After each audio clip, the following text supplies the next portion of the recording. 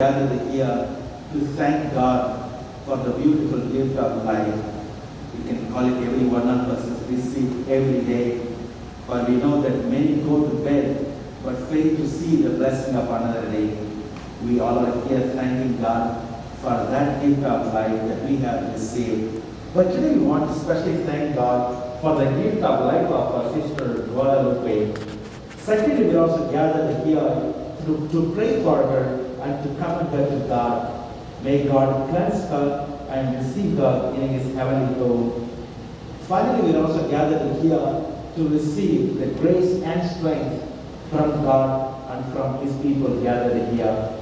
And I wish to express my heartfelt condolences to the family of our sister Guadalupe. On behalf of the family, I wish to thank each one of you for being here today. For it is a very difficult day for our family. As we gather here to say goodbye to our sister and to celebrate life that she enjoyed here on earth, let's thank God for every precious moment and memory that we have had with her. I believe our life has touched so many in different ways in these more than 100 years of life. May God's presence and peace be upon our sister Guadalupe and upon the family during this time of sorrow and pain. You all are in our prayers. We all continue to pray for you. As we gather here to say goodbye to your sister, it's also time for us to take a good look at of our own lives. For we all are going to die someday, even though science tries to find out various ways and means how to prolong our life or how to live longer even without dying. But as of now, we are sure that we all will die someday. But today we come in our grief, in our pain, in our anger, doubt, and confusion to ask God to take away our burden from us and to grant us the new life that Jesus spoke of in the heavenly places about. There is a story in the Bible that addresses some of the same feelings that most of us are going through today. It's found in the Gospel of John, chapter 11, that we just heard. Here we read of a funeral that involved hard questions, deep feelings, and budding hope. Jesus arrives 4 days of Lazarus dying. As he approaches the house, people crying. Both the sisters Martha and Mary running to him at separate times and asking him, "Lord, if you had been here, my brother would not have died. If you had been here, my brother would not have died." I believe some of you are also asking the same if question as well.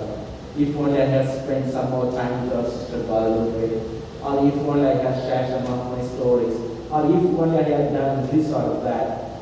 Who to blame for this? If we are not supposed to blame ourselves, then God must be blamed. That's precisely the implications of both the sisters complaining to Jesus, "If you had been here, my brother would not have died."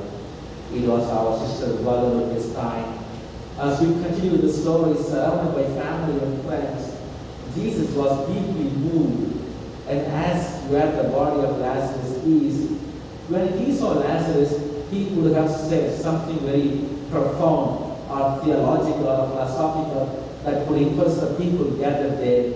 Instead, Gospel of John, chapter 11, verse 35 tells us what Jesus did.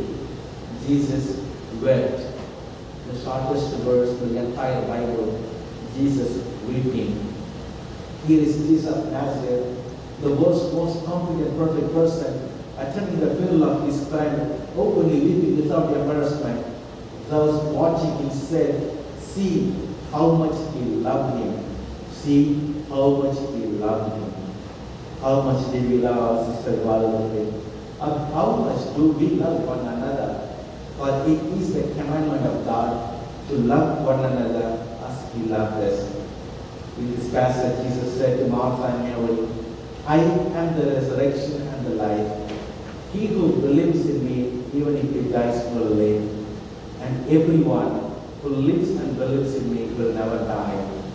We believe that our sister Guadalupe believed in the resurrection of Jesus Christ. As she participated in his baptism, also participates in his resurrection. And we also will participate in the resurrection of Jesus Christ. The resurrection of guarantee with Jesus Christ means that we all will participate in the resurrection of Jesus Christ with our sister Guadalupe. Our sister Guadalupe has left a great legacy for her family and friends. The wonderful person that she was, she will never be forgotten. Friends, life is too brief to live without God at center. For Jesus said, "He who believes in me will never die." Now that the spirit of our sister Guadalupe has departed, with cherished memories, we therefore commit her in God's hands and unto the ultimate resting place, believing that the end of all flesh is grave, but that in God is our eternal hope. May our sister Guadalupe Martinez, through the mercy of God, rest in peace.